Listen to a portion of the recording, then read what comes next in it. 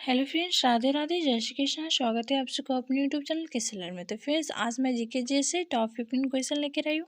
सभी question selected importantly. अगर आप किसी भी एग्जाम की तैयारी कर रहे हैं, वीडियो आपके लिए काफ़ी ज़्यादा यूजफुल रहने वाली है। तो फ्रेंड्स, वीडियो के एंड तक जुड़े रहिएगा। अगर मेरे चैनल आपको हेल्पफुल लगे तो सब्सक्राइब जरूर कीजिएगा। तो फ्रेंड्स, सभी क्वेश्चन बहुत ही इंपॉर्टेंट है। तो चलिए अब हम लोग चलते हैं प्रश्न नंबर फर्स्ट की ओर। मेरा पहला प्रश्न क्या कर रहा है? मेरा पहला प्रश्न कर रहा है कि भारत का नेपोलियन किसे कहा जाता है? प्रश्न में फर्स्ट को ध्यान से देखिएगा कि भारत का नेपोलियन किसे कहा जाता है। तो फ्रेंड्स, भारत का जो नेपोलियन है वो किसे कहा जाता है? तो इसका जो सही आंसर है हो जाएगा समुद्रगुप्त को। भारत का नेपोलियन किसे कहा जाता है? तो भारत का जो नेपोलियन है समुद्रगुप्त को कहा जाता है। तो ऑप्शन सी इसका सही हो जाएगा, ध्यान में रखना है। ओके, एंड अगला प्रश्न है प्रश्न नंबर 2। हमारा प्रश्न नंबर 2 कह रहा है कि तैमूर लंग ने किस वर्ष में भारत पर आक्रमण किया था? तैमूर लंग ने किस वर्ष में भारत पर आक्रमण किया था? तो फ्रेंड्स, इसका जो सही आंसर है हो जाएगा 1398 ईस्वी में। ओके, तैमूर लंग ने 1398 ईस्वी में भारत पर आक्रमण किया था। तो ऑप्शन सी इसका सही हो जाएगा, ध्यान में रखना है। ओके, एंड नेक्स्ट है प्रश्न नंबर 3।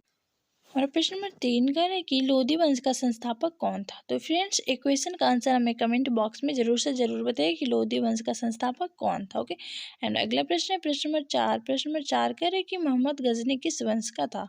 तो ये हो जाएगा हमारा इसका सही आंसर है यामिनी। ओके, मोहम्मद गजनी जो था वो यामिनी वंश का था। तो ऑप्शन ए इसका सही हो जाएगा, ध्यान में रखना है। ओके, एंड नेक्स्ट है अगला प्रश्न है प्रश्न number 5।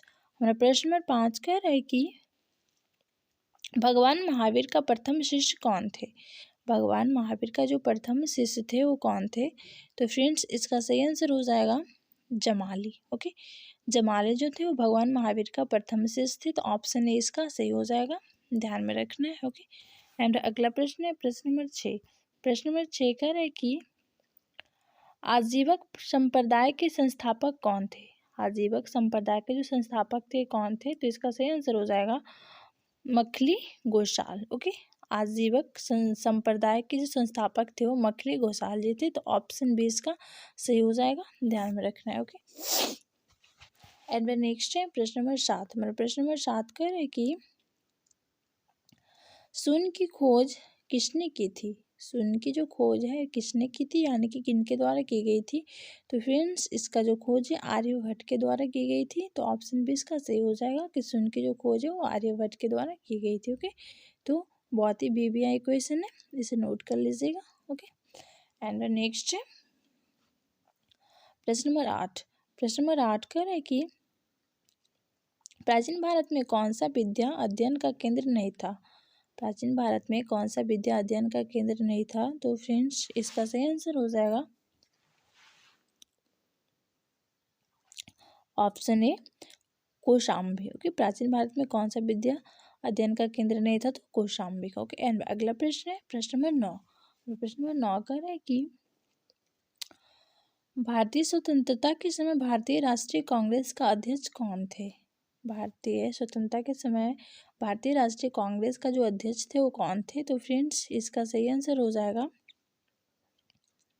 Option B JB Kripalani. Okay, and अगला प्रश्न है प्रश्न नंबर 10। हमारा प्रश्न नंबर 10 कह रहा है कि मिर्जा गालिब किस सम्राट के समय में थे? मिर्जा गालिब जो थे वो किस सम्राट के समय में थे?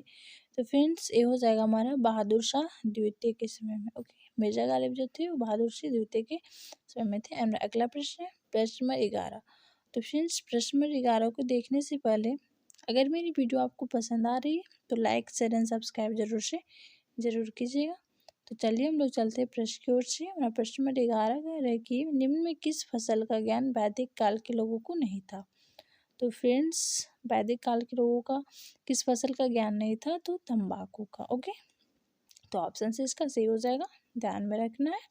ओके, एंड अगला प्रश्न है प्रश्न नंबर 12। प्रश्न नंबर 12 कह रहे हैं कि वैदिक गणित का महत्वपूर्ण अंग कौन सा है? वैदिक गणित का जो महत्वपूर्ण अंग है यानी कि पाठ है वो कौन सा है? तो हो जाएगा हमारा शुलभ शुद्ध। ओके, शुलभ सुलभ शुद्ध, तो ऑप्शन सी इसका सही हो जाएगा, ध्यान में रखना। एंड अगला प्रश्न है प्रश्न नंबर 13। प्रश्न नंबर 13 करें कि ऋग्वेद का कौन सा मंडल सोम देवता को समर्पित है। ऋग्वेद का कौन सा मंडल सोम देवता को समर्पित है। तो फ्रेंड्स इसका सही आंसर हो जाएगा 9।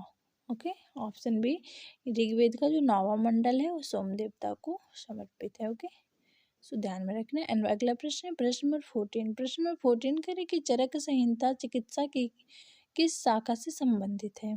तो फ्रेंड्स इसका सही आंसर हो जाएगा आयुर्वेद से। ओके, चरक संहिता चिकित्सा जो है वो आयुर्वेद की शाखा से संबंधित है, तो ऑप्शन बी इसका सही हो जाएगा, ध्यान में रखना है। एंड अगला प्रश्न है प्रश्न नंबर 15। प्रश्न नंबर 15 करें कि सिंधु घाटी सभ्यता किस युग की सभ्यता थी। तो फ्रेंड्स बहुत ही इंपॉर्टेंट है, इसे भी नोट कर लीजिएगा। प्रश्न करें कि सिंधु घाटी की सभ्यता किस युग की सभ्यता थी। तो फ्रेंड्स इसका सही आंसर हो जाएगा ऑप्शन सी, कांस्य। ओके, हमारी जो सिंधु घाटी की जो सभ्यता थी वो कांस्य युगीन सभ्यता थी। ओके, तो फ्रेंड्स यहाँ पे मेरी टॉप 15 क्वेश्चन की वीडियो कंप्लीट होती है। Thanks for watching me.